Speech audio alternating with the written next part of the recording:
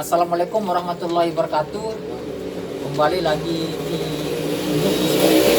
nah, kali ini kita agak tampil berbeda begitu dengan banyak narasumber atau dengan banyak tamu yang kita undang untuk kita berdiskusi ringan dan santai lah begitu menjelang maghrib, di suasana menjelang maghrib ini begitu. Tapi mungkin sebelumnya saya juga perlu memperkenalkan lah siapa-siapa tokoh-tokoh kita yang sudah hadir sehingga publik bisa mengetahui siapa mereka ini begitu. Mungkin dari sebelah kiri saya Pak Budi dari Paguyuban Sile Prabu. Sir Prabu ya, Saya Pak Amri dari Pemuda Lombok Barat, dan dari Pemuda MWDI begitu, dan Pak Dr. Sepul Hamdi tamu tetap kita begitu, akademisi. Nah, kali ini di sore ini jelang maghrib ini kita akan mencoba berdiskusi lah begitu terkait dengan kondisi yang ada hari ini kan. Ya, kendaki memang kita lihat bicara Pilkada NTB 2024 kan masih 3 tahun lagi, tetapi ya kita bisa maklumi lah riak-riak yang muncul kan sudah mulai terasa. Nah, cuma memang yang kita sesalkan bersama adalah terkait dengan ada pernyataan-pernyataan yang sifatnya memunculkan politik identitas yang cenderung itu ya bagi kita sangat mengganggu lah begitu, apalagi di tengah keharmonisan kita bersama lah begitu. Tidak semestinya lontaran-lontaran seperti itu dimunculkan ke publik, dan itu kan kita tahu bersama dilakukan oleh salah seorang yang mengaku sebagai staf khususnya gubernur begitu, yang cenderung mencoba ya menyerempet lah kepada suku Sasak dengan menyebut bahwa suku Sasak ini mustahil untuk bisa bersatu begitu. Dan ini coba akan kita diskusikan dengan teman-teman ini begitu, seperti apa sih mereka melihat kondisi yang ada hari ini, terlebih dengan ada orang-orang tertentu yang mencoba menggeret persoalan ini ke politik identitas di tengah kondisi kita yang saat ini kan cenderung aman, sentosa, saling menghormati, saling menghargai begitu. Nah, mungkin saya pertama mungkin minta pandangan dari Bang Ahmad Muslim begitu sebagai pemuda NWDI begitu terkait dengan hal ini. Apakah kalau Abang melihat sangat layak enggak hal-hal seperti ini dilontarkan oleh seorang yang mengaku sebagai staf khususnya gubernur begitu, Bang? Kalau dalam pandangan Abang. Ya. Izin dikanda. Ya. Bismillahirrahmanirrahim. Assalamualaikum warahmatullahi wabarakatuh. Kalau dalam konteks NWDI ya, itu ada identitas kultural. Sami'na wa ta'na.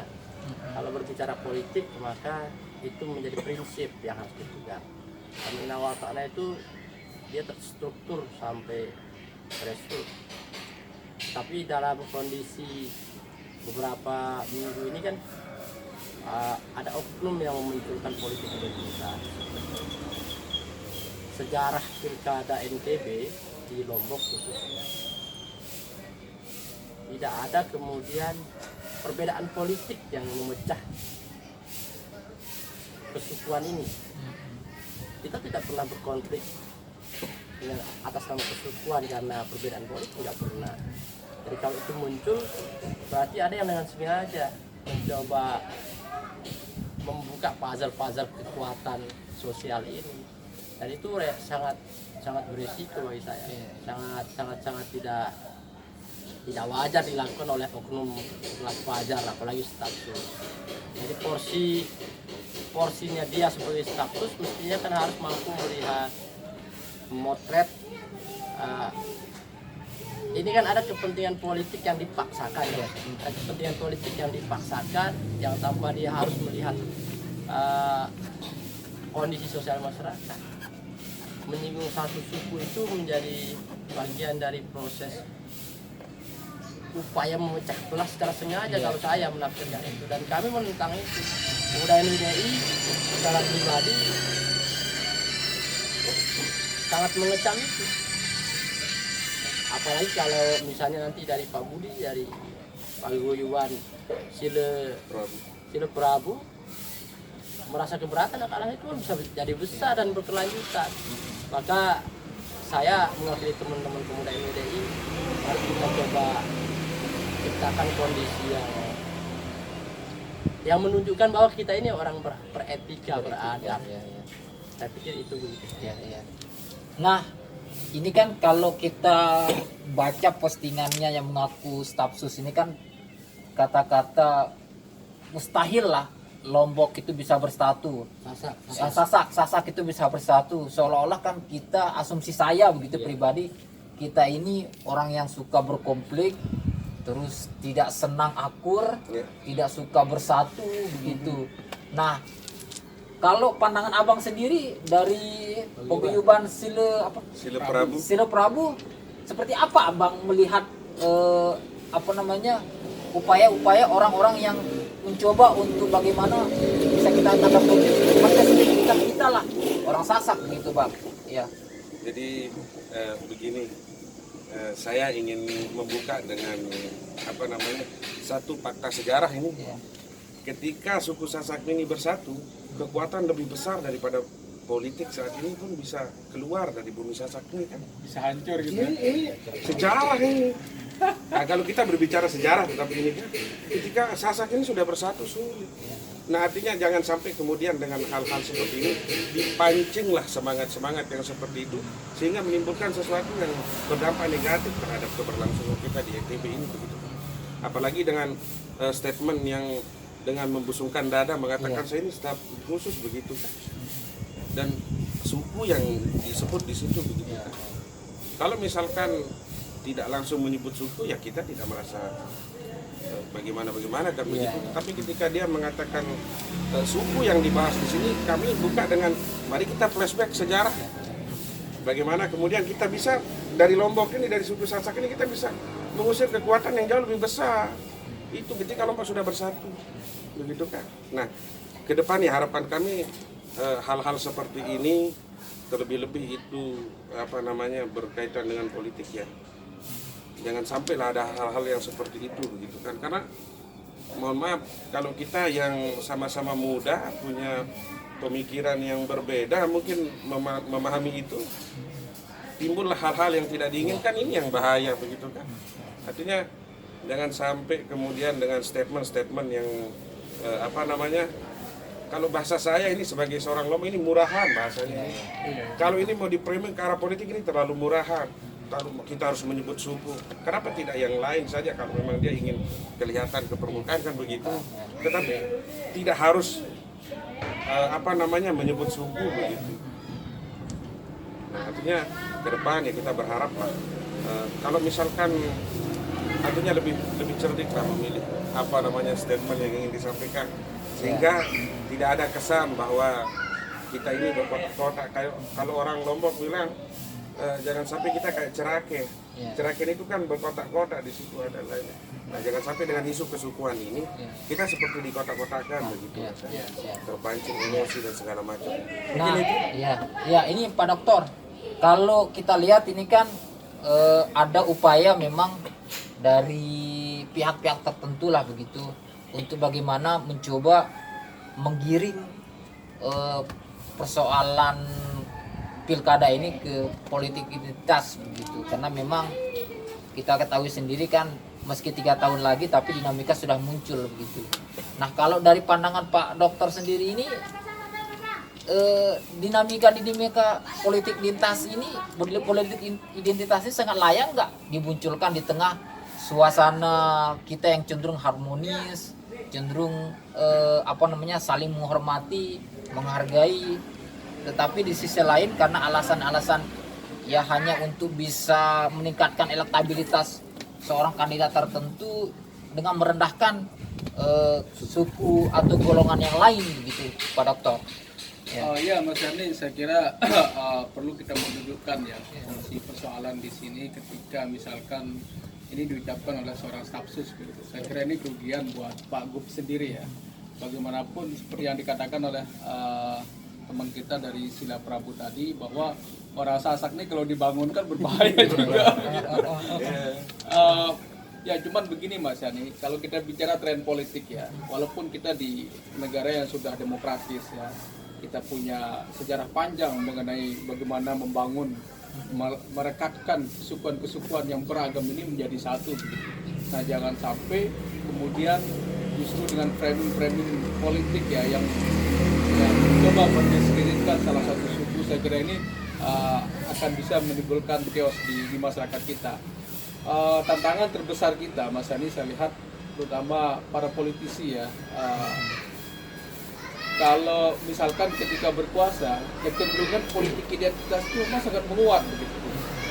Bisa catatannya di sini misalkan ya, kalau anggaplah Pak Gup misalkan dari Sumbawa, ini kan udah menjadi rahasia umum ini, bahwa prioritasnya adalah orang-orang Sumbawa yang mengisi posisi di pemerintahan.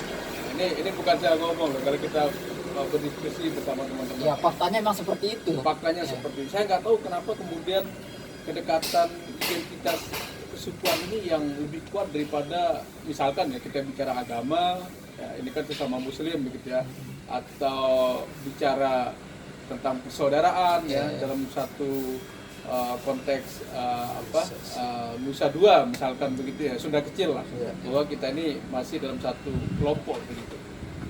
Tetapi kecenderungan ini yang kemudian menjadi tantangan terbesar, sehingga menyebabkan pemerintahan itu menjadi eksklusif dan menjadi beban pemerintah. Misalkan nih, seringkali saya ngomong ketika memilih seorang pejabat ya di posisi penting, kita kan nggak pernah mendengar terobosannya kayak Ahok. Ahok dulu bicara tentang lelang jabatan. Siapa yang mau berdedikasi, mau mengabdi di pemerintahan, semua dilelang. Ini kan enggak, bahwa sukunya orang-orang terdekat aja yang kemudian dimasukkan, entah kapasitasnya seperti apa. Nah artinya saya melihat dengan konteks politik identitas ini memang menjadi ancaman ya sejak Pilpres kemarin, ketika Jokowi semua terbelah agama, suku, dan kasus yang terbaru kan kasusnya Pigai ya, yang menyebut Jawa Tengah, kemudian Jokowi merampok. Ini kan bahasa-bahasa yang sangat vulgar begitu. Nah Mas Fajar saya lihat juga agak vulgar ya ketika bicara tentang mustahil Sasak bersatu, kemudian juga melecehkan NW. Saya lihat dia nyebut ada keluatan NW, ini nggak ada hubungannya kok bisa kemudian NW yang dianggap kecil begitu ya. Ya mungkin sekarang dia merasa besar kan, tapi ingat dulu Pak Zul itu siapa yang mencalonkan dia menang jadi gubernur? Pasti TGB, kalau nggak TGB nggak mungkin. Ya satu yang mana kan tidak besar, tapi kesulitan, tentu sulit dia memenangkan pilkada di NTB. Jadi pesan saya Mas Yani, mungkin teman-teman perlu berhati-hati ya ketika mengeluarkan statement yang berbau etnis, politik identitas, jangan sampai kemudian memancing ya, suasana yang sudah aman. Karena orang Sasak ini sebenarnya sangat terbuka. Siapapun gubernurnya coba lihat, nggak pernah orang Sasak tuh demo. Apa yang di demo coba? Beda dengan Bima, jangan main-main. Bima tiap hari bisa demo kan. Tetapi kalau Sasak dia kayaknya nggak terlalu banyak mengurus begitu. Nah ini kemudian ketika dipancing, ini menurut saya punya potensi besar juga menjadi gelombang massa yang bisa berdemo bergilir-gilir begitu. Nah, artinya bahwa orang Sasak ini saya lihat siapapun pemimpinnya cukup terbuka sebenarnya, ya. Tidak terlalu mempermasalahkan Anda dari mana. Nah ini yang mungkin komentar saya Mas. Nah mungkin saya minta tanggapan dari teman yang di Pemuda Jawa Barat. Kira-kira dalam waktu dekat ini apakah akan ada sikap atau pernyataan resmi yang akan disampaikan oleh teman-teman begitu sebagai respon atas kondisi yang ada? Artinya jangan sampai peristiwa serupa terulang begitu, karena ini kan kita melihat bahwa sangat mungkin hal-hal seperti itu akan terulang kembali ketika tidak ada respon dari pihak yang merasa tersakiti atau tercederai begitu. Nah kalau dalam waktu dekat apa kira-kira langkah yang teman-teman akan lakukan begitu? Terima kasih Mas Yani. Jadi atas nama pemuda yang ada di Lombok Barat, dan sangat kebetulan saya diamanahkan sebagai ketua pemuda MUIDI ya, yang di Lombok Barat. Setelah mendengar berita yang di-share di grup dan sudah cukup viralkan itu, ya kami sangat menyayangkan sekali. Seperti yang dikatakan teman-teman tadi, bahwa apalagi ada mengatasnamakan identitas sebagai staf khusus. Nah, tentu juga kita sangat menyayangkan karena masih banyak kok teknis-teknis atau cara-cara kita berpolitik, kalaupun itu harus menyinggung satu sama lain. Tapi saya rasa ini sudah terlalu awal, Mas Fajar melakukan apa ya, lemparan-lemparan seperti itu yang masih sangat kami sayangkan. Tentu kami dari pemuda sekali lagi sangat mengharapkan supaya tidak ini membias kemana-mana dan membangunkan pemuda-pemuda yang lainnya seperti itu. Artinya harus ada pernyataan mohon maaf lah begitu. Pernyataan khusus baik di medsos maupun kita bicara langsung tentang kenapa dan bagaimana si Fajar ini berstatement seperti itu begitu. Karena jangan sampai kan kita yang tadinya sudah betul-betul bersatu nanti akan dikeluarkan kekuatan-kekuatan semua teman-teman pemuda terutama seperti itu. Jadi memang sebenarnya disampaikan Pak Dokter betul, ini sebenarnya masyarakat Sasak ini adem-adem saja, gitu kan. Di setiap pemilihan apa itu kalau sudah mau menang calonnya, mau kalah tetap diterima dengan legowo. Tetapi lewat itu tidak kemudian pecah. Suku Sasak itu tidak kemudian pecah, mereka saling menghargai. Politik itu kan seperti apa dan bagaimana. Tetapi kalau disinggung sudah mulai mengarah kepada persatuan, ya jangan main-main tentang persatuan orang Sasak. Ya, jangan harap kami sangat mengharapkan sekali lagi Mas Fajar coba merenung kembali begitu dan meminta maaf kepada publik untuk bisa meredam ya sebelum ini semakin seperti itu, Mas. Tapi memang Pak, saya mungkin butuh pendapatnya Abang mungkin.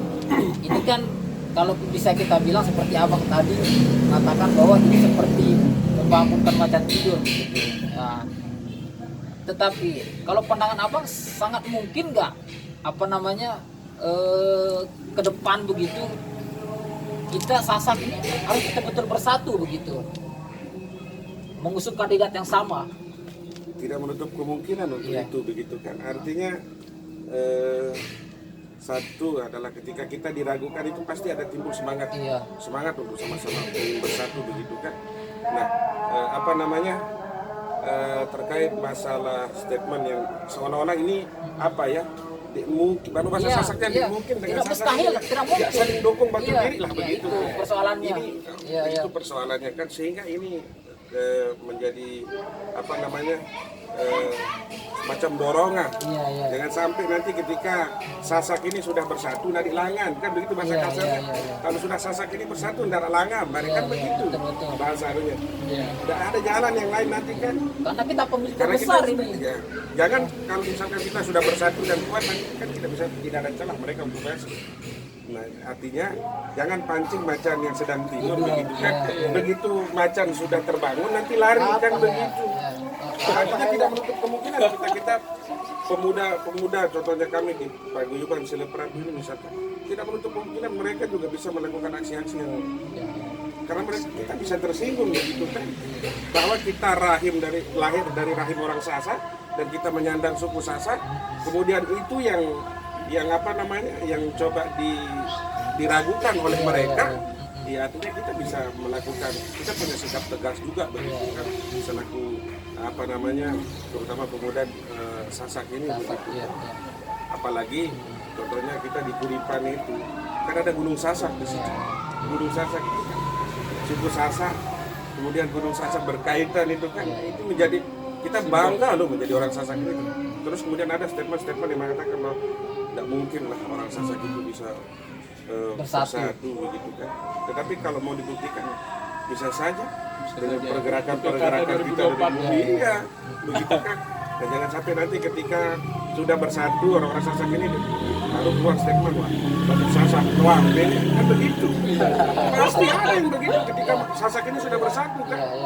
Sasak ini doang diteping dengan Sasak lain loh, nah, begitu. Dikasih malah Iya. menjadi-jadi gitu. Iya dikasih malah menjadi-jadi.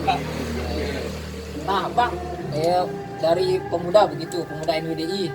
Nah, kita tahu sendiri kan saat ini Ibu Wakil Gubernur adalah kadernya NWDI begitu, dan beliau juga kita tahu bersama lah orang Sasak Tulen lah bisa kita bilang. Nah, kalau dari pandangan Abang sebagai pemuda, seperti apa Abang melihat ke depan begitu terkait dengan potensi Ibu Wagub ini bisa menjadi nomor satu, karena kan tadi mereka sudah karena kan tadi kan sudah munculkan politik identitas, tentu kan ada aksi ada reaksi begitu. Nah ini bagian daripada kalau saya kira reaksi yang muncul dari teman-teman Sasak begitu, karena merasa tersinggung, dilecehkan begitu ketika ada kata-kata Sasak tidak mungkin bersatu begitu Bang. Iya. Ya. Tidak menutup kemungkinan bisa saja Iya. Umi Rohmi, Uminda itu kemudian didorong menjadi calon gubernur. Ya.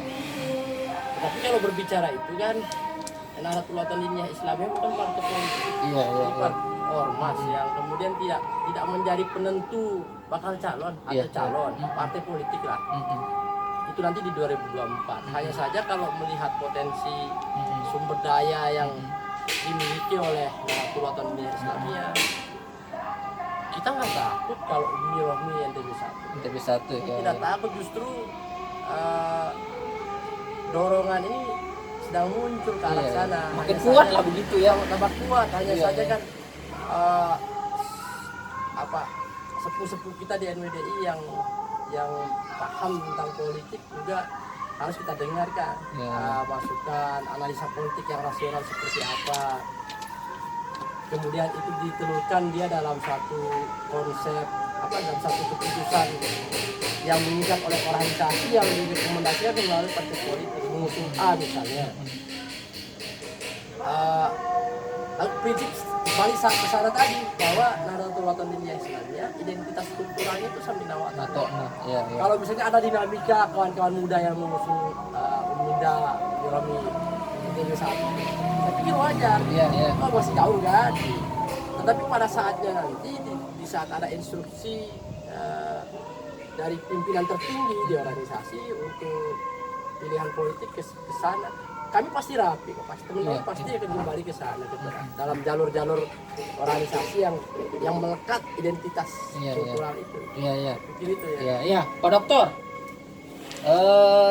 Ini kan kalau kita tangkap ini wacana atau keinginan dari kader-kader muda NWD ini cukup kuat lah begitu untuk mendorong Umi Rohmi menjadi nomor 1 begitu. Nah, kalau dari kacamata politiknya Pak Dokter sendiri ini apa saja potensi yang dimiliki oleh Umi Rohmi begitu pasca beliau ini kan kita punya sekarang sudah pegang Nasdem begitu, dan itu 5 kursi, tentu ini menjadi modal awal begitu, dan ada juga ada ormas NWDI juga di belakang beliau juga kan, ini tentu juga menjadi kekuatan tersendiri bagi beliau begitu. Artinya keunggulan-keunggulan yang dimiliki oleh Bu Rohmi ini apa saja kalau dari pandangan Pak Dokter sehingga beliau sangat layak untuk maju menjadi nomor 1, tidak lagi menjadi nomor 2 begitu Pak Dokter. Ya, Mas Yani, sebelum kita membahas Ibu Rohmi ya, Umi Rohmi Jalilah, saya kira begini, ada kesalahan persepsi ya yang di framing oleh Mas Fajar di sini. Kita tahu kan ya namanya kontestasi demokrasi ya, orang Sasak juga bukan berarti dengan calon yang banyak mereka tidak bersatu, itu keliru. Jadi tidak ada korelasi begitu yang harus kita hubung-hubungkan di sini Sasak tidak bersatu dengan banyaknya calon muncul, karena kita ini bicara kontestasi demokrasi, siapapun ya yang mau mengabdi untuk negara dia boleh saja mencalonkan diri, apalagi kita bicara multi partai ya. Orang Sasak kan ada di Golkar, ada di Nasdem, hampir semua ada di partai politik. Nah Ya, artinya bahwa ketika teman-teman Sasak ini mencalonkan diri jadi gubernur dan jumlahnya banyak, ini hak mereka lah, itu hak politik mereka. Karena orang Sasak kan berada di mana-mana. Iya, iya. Cuman ketika dihubungkan dengan Sasak tidak bersatu, saya kira ini kekeliruan yang fatal Mas Adi. Iya. Bahwa kita perlu melihat ini tidak ada korelasi Hmm. antara banyaknya calon Sasak, kemudian dianggap Sasak tidak Bisa bersatu. bersatu begitu. Jujur saja bahwa ini bisa kemudian menyebabkan turunnya elektoral dari Dr. Zul nanti karena beliau membawa isu kesukuan ini. Iya, iya. Ya bagaimanapun ya, kan tagline Dr. Zul ini ketika mencalonkan diri Iya. menjadi calon gubernur kan melanjutkan Bukan ikhtiar ikhtiar TGB. TGB. Iya. Dan perlu kita ingat Bu Rohmi ini siapa? Beliau salah satu zuriat dari ulama besar di Lombok ya, khususnya di Lombok Timur. Dan saya yakin bahwa suara beliau sangat besar. Bukan karena Dr. Zul ini Iya, iya. menjadi catatan kita. Jangan kemudian ini dianggap artinya kan bahwa orang Sasak juga memilih orang Sasak lah. Iya, Walaupun Dr. Zul menjadi nomor 1 di sana karena kondisi sosial politik pada waktu itu. Cuman bicara Ibu Rohmi saya kira menarik ya, bahwa jabatan gubernur, bupati, Mas Yani ini kan jabatan publik. Ya kita perlu mendengar suara konstituen kita juga ya. Kita perlu mendengar suara pemuda, suara tokoh adat, ya, suara masyarakat yang lain. Bukan hanya untuk diri kita sebagai calon ya. Apalagi ini ya, seperti yang saya katakan ini posisi jabatan publik ya. Artinya apa? Bahwa suara-suara teman-teman di luar ini juga perlu kita dengar. Jangan kemudian beliau terlalu duduk di zona nyaman begitu Iya, kan, iya. udah zaman nyaman bersama Dr. Zul, kemudian tidak mempertimbangkan hal-hal lain. Bukan berarti kita memprovokasi ya beliau Iya, iya. untuk pecah kongsi, kan hanya beliau yang tahu kalau Iya, isi iya. hatinya kan. Tetapi catatan saya begini Mas Ani, bahwa sebagai orang Sasak asli ya, Bu Rohmi, saya melihat potensi beliau untuk mencalonkan diri ya, atau dicalonkan oleh masyarakat Sasak menjadi orang nomor 1 sangat besar. Iya, iya. Pertama, ya, seperti yang saya katakan tadi, bahwa beliau sudah dari segi pendidikan sangat qualified ya. Beliau sudah S3 karena salah satu krisis yang kita hadapi di era demokrasi di Indonesia ini adalah krisis resources ya, SDM. Banyak pemimpin-pemimpin kita yang ingin tampil di depan tetapi pendidikannya masih jauh begitu. Nah, bagaimana mereka bisa membangun ide-ide besar, membangun sebuah negara kalau pendidikannya sendiri misalkan masih tamatan SMP atau SMA, ini yang menjadi prahara politik lah kalau menurut saya Mas Ani. Nah, ini saya kira kelebihan Bu Rohmi ketika beliau udah bergelar doktor, secara keilmuan, secara resources ya SDM nggak kita ragukan lagi. Kedua, Bu Rohmi kan seorang perempuan ya. Iya, iya. Kita tahu bahwa pemilih perempuan itu hampir di atas 30%. Paling Seandainya besar. beliau mencalonkan diri menjadi orang nomor 1 di NTB ini, saya yakin masyarakat Sasak ini welcome. Tidak pernah mempersoalkan pemimpin perempuan, status kepemimpinan perempuan.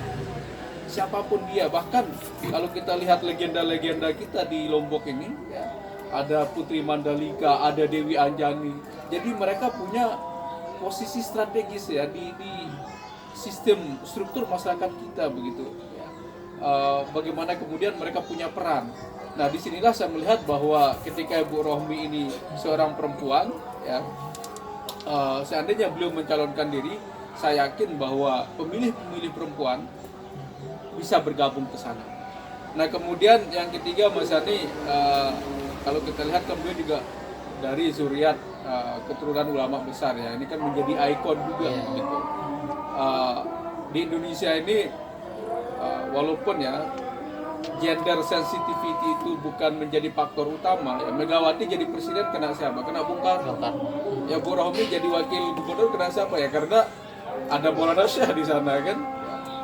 Ada TGB kena ada kakeknya juga ya, di samping beliau lah yang punya kemampuan. Tetapi saya melihat bahwa ikon-ikon kultural ya, simbol-simbol kultural inilah yang kemudian masih sangat dominan di Lombok. Bagaimana ketinggian kepada seorang tokoh adat ya, kepada seorang kiai ulama, ini luar biasa orang Lombok yang kita sebut dengan tinggi ya, mereka sangat respect begitu. Sehingga keturunan mereka pun sangat dipercaya untuk memimpin masyarakat di Lombok ini. Nah, seandainya misalkan situasi politik ini kan masih lama ya, pilkada kita 2024 ini kita masih belum tahu lah perjalanannya seperti apa ke depan. Apakah NWDI ya mendengar suara-suara pemuda NW yang semakin kenceng ya, karena saya ini pengamat Mas Andi, saya tidak punya kepentingan Bu Rohmi mau nyalon nomor 1 ataupun nomor 2, tetapi saya membaca data di lapangan bahwa suara-suara begitu kenceng dari pemuda NW supaya Bu Rohmi ini maju menjadi orang nomor 1 begitu. Dan tentunya ya mungkin nanti ada pertimbangan politik lah. Tadi dijelaskan tradisi di NW itu ada sami'na wa ata'na begitu kan, ketaatan kepada pemimpin di organisasi. Tetapi itu tidak menutup kemungkinan juga perlu disaring ya, perlu difilter suara-suara dari bawah ini. Karena kegagalan NW maupun NWDI ataupun ormas-ormas Islam yang ada yang saya lihat ketika mereka mencalonkan pemimpin tidak banyak mendengar calon-calon yang ada di bawah. Masih berbasis kedekatan, siapa yang dekat dengan PBNW. Padahal kan banyak sekali tokoh-tokoh NW yang punya potensi yang bisa dicalonkan. Nah ini saya kira warning dan sekaligus advice kita ya kepada tokoh-tokoh NW juga memperhatikan kader-kader yang lain, bukan hanya yang dekat di lingkaran istana begitu. Banyak sekali anak-anak Sasak, anak-anak NW yang pintar begitu ya, NWDI yang pintar yang bisa kemudian dipromosikan begitu, entah di posisi apa. Nah ini mungkin menjadi catatan saya. Bang, sebagai tokoh pemuda NWDI Lombok Barat, mungkin sekaligus nanti Abang bisa menyampaikan closing statement begitu karena waktu. Nah, apa yang menjadi kegelisahan dari teman-teman pemuda NW saat ini terhadap kondisi yang ada? Apakah itu nanti akan disampaikan secara langsung kepada elit-elit NW yang ada di atas begitu, Bang? Iya. Terima kasih. Dan sekaligus apa yang menjadi aspirasi teman-teman begitu ya akan. Ya, jadi pemuda-pemuda lebih khusus ya, saya sendiri yang di Lombok Barat, setelah kami sampaikan, kami bagi postingan-postingan ke teman-teman itu, mereka merasa udah ada pelecehan di sini, udah ada keraguan dari orang luar yang mengatakan bahwa masyarakat Sasak ini tidak akan bersatu. Bahkan kemarin pernah saya ada temukan di di wilayah saya di sana di Lembar ada gerakan masyarakat Sasak bersatu. Nah jadi kalau memang nanti ini terdengar mereka yang ada di pengurus itu, tentu mereka akan berstatement dan ikut merasa terganggu juga kan begitu. Jadi ini sangat kita khawatirkan sekali. Maka dari itu kami harapkan dari Mas Fajar dengan penuh kesadaran, ayo mari kita duduk bareng, atau mungkin kalau kita mendengar statementnya untuk meminta maaf di publik secara langsung begitu tentang statement yang mengatakan masyarakat Sasak sulit bersatu ini. Siap. Nah, seperti itu. Kalau Abang closing statement mungkin seperti apa, Bang? Jadi terkait masalah statement yang disampaikan itu, ini menjadi penyulut. Jadi kalau bahasa ini apinya tidak ada sudah dibuat-buat lagi begitu kan. Artinya kita suku Sasak ini lah terutama, kalau saya lihat teman-teman pemuda kita, pemuda Sasak ini kan saya rasa mungkin di semua tempat sekarang tidak sedang diam ini kan. Mereka sedang berbicara tentang ini begitu kan, bagaimana suku kita ini dilecehkan. Maka dengan tegas kami ingin sampaikan bahwa silahkan diklarifikasi dulu, baik itu dalam bentuk permohonan maaf dan sebagainya, sehingga kondisi ini tidak semakin ke depan semakin memanas begitu kan. Bahwa jangan sedikit cerita ini, ketika Dr. Zul dulu datang ke tempat kami di Kuripang, beliau melihat Gunung Sasak itu dari jauh, beliau menyampaikan bahwa ternyata ada chemistry saya dengan Gunung Sasak ini, katanya. Artinya beliau respect lah begitu kan. Nah sekarang sekelas staf khusus begitu kan menyampaikan statement yang mengatakan bahwa sulit masyarakat Sasak ini bersatu begitu kan.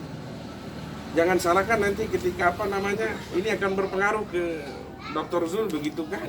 Iya, karena kecerobohan daripada stafnya akan berpengaruh begitu kan, sangat disayangkan itu begitu kan.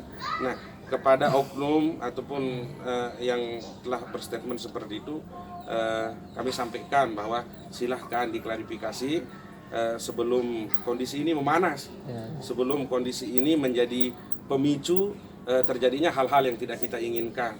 Jangan sampai ketika semua sudah terjadi baru menyesal kan begitu. Mungkin itu. Siap. Closing statement dari pemuda NW, Pak. Closing statement, Sasak bersatu. Sasak bersatu. Terakhir Pak Dokter. Ya Mas Yani, saya kira ini bagian dari edukasi lah ya, masyarakat kita bagaimana berpolitik ya, bagaimana kemudian membangun relasi-relasi sosial yang inklusif. Jangan sampai karena framing politik ya kita merendahkan salah satu suku ya. Kalau misalkan orang Sasak yang berbicara itu namanya otokritik ya, tetapi kalau orang luar dengan bahasa-bahasa yang vulgar, menurut saya, apalagi saya baca salah satu statementnya yang mengatakan NW itu kecil, luar biasa ini pelecehan.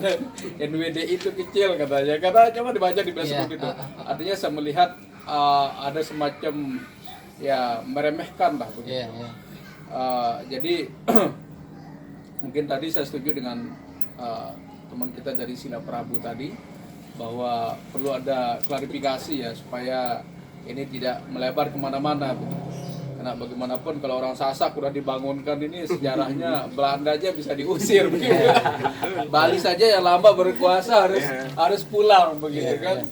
Nah jadi ya mohonlah karena bagaimanapun sekarang ini kan undang-undang ITE ini bisa saja menjerat gitu, siapapun yang dianggap ya melecehkan atau merendahkan suku lain, apalagi dengan bahasa-bahasa yang menyinggung ya, bahasa-bahasa yang vulgar, walaupun ya misalkan tujuannya untuk menjelaskan sesuatu, tetapi ya tidak bisa kemudian secara vulgar sekarang ini kita berbicara di media sosial. Jadi saya kira itu aja Mas. Siap. Ya, pemirsa, demikian diskusi kita dengan tamu-tamu kita. Saya tidak menyimpulkan apa-apa, tergantung perspektif dari para pemirsa yang menangkap apa yang menjadi diskusi kita, dan sampai berjumpa di News Perspektif dengan tema yang berbeda. Assalamualaikum warahmatullahi wabarakatuh. Waalaikumsalam.